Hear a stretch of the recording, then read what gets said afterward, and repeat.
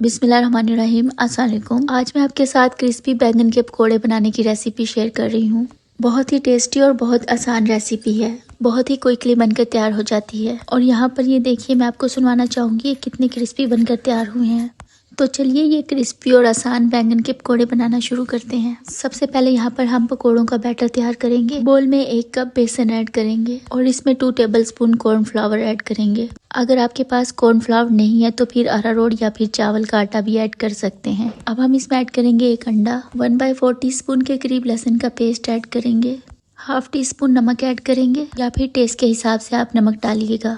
½ teaspoon जीरा powder add करेंगे, 1/4 teaspoon अजवाइन ऐड करेंगे, ½ टीस्पून चाट मसाला ऐड करेंगे, ½ टीस्पून काली मिर्च का पाउडर ऐड करेंगे, ½ टीस्पून लाल मिर्च पाउडर ऐड करेंगे, ½ टीस्पून कुटी हुई लाल मिर्च ऐड करेंगे, ½ टीस्पून धनिया पाउडर ऐड करेंगे, ½ टीस्पून साबुत जीरा ऐड करेंगे और ½ टीस्पून के बराबर साबुत धनिया ऐड करेंगे और 1/4 टीस्पून बेकिंग सोडा ऐड करेंगे, ½ टीस्पून हल्दी पाउडर ऐड करेंगे और बस अब इन सभी इंग्रेडिएंट को खूब अच्छे से मिला देंगे। अब हम इसमें ऐड करेंगे थोड़ा थोड़ा पानी ऐड करके हम इसको मिलाते जाएंगे और इसका एक बैटर तैयार कर लेंगे जो ना ज़्यादा पतला हो और ना ज़्यादा गाढ़ा हो। इस पॉइंट पर हम इसमें ऐड करेंगे हरे धनिए के पत्ते और इसे अच्छे से मिक्स कर लेंगे और इस तरह से हमारा पकौड़ों का बैटर बनकर तैयार है। नेक्स्ट यहाँ पर मैंने 2 मीडियम साइज के बैंगन लिए हुए हैं और इसको हम इस तरह से स्लाइसिस में काट लेंगे। ज़्यादा पतले स्लाइस में भी नहीं काटेंगे और ना ज़्यादा मोटे स्लाइस में काटेंगे। मैं आपको इसकी थिकनेस दिखा देती हूँ, इस तरह से हम इसे काटेंगे।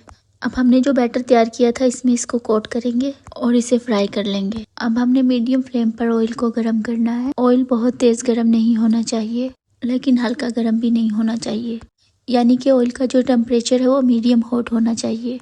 और अब हमने इसमें बैंगन डाल देने हैं। 1 से 1.5 मिनट के बाद हमने इसकी साइड्स को बदलना है। हमने फ़ौरन इसको टच नहीं करना है, जब इसकी कोटिंग फर्म हो जाएगी तब इसकी साइड्स को बदलेंगे और मीडियम फ्लेम पर हमने इनको फ्राई करना है। लो फ्लेम पर अगर आप इनको फ्राई करेंगे तो फिर ये सारा ऑयल अब्सॉर्ब कर लेंगे और हाई फ्लेम पर भी हमने इनको फ्राई नहीं करना, वरना फिर ये अंदर से कच्चे रह जाएंगे।